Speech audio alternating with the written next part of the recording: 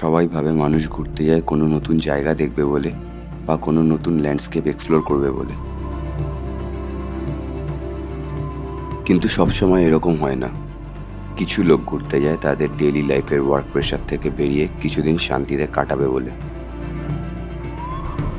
আর সেটা যদি মনসুনে পাহাড় হয় তাহলে তো কোনো কথাই নেই।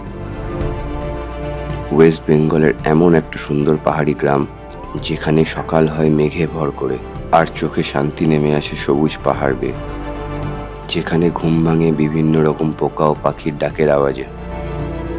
আর রাস্তায় চলতে চলতে চারিদিক থেকে যদি ঝর্ণার আওয়াজ পাও তাহলেই বুঝে যাবে পেডংয়ের স্লিপি ভিলেজ ফুরুঙ্গাওয়ে আছো।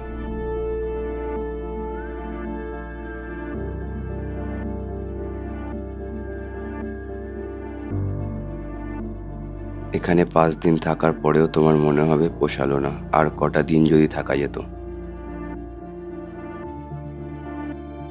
কারণ আমার সাথে ছিল আমার ওয়াইফ, কিছু বেস্ট ফ্রেন্ড আর 2টো ভাই।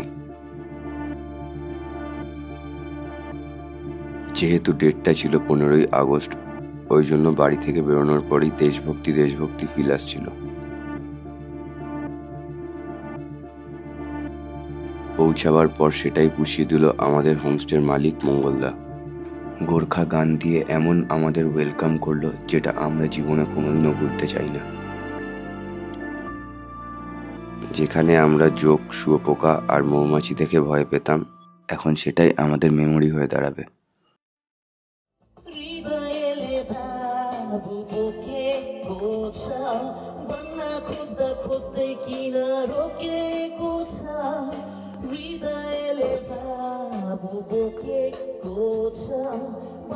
खोजदा खोजदै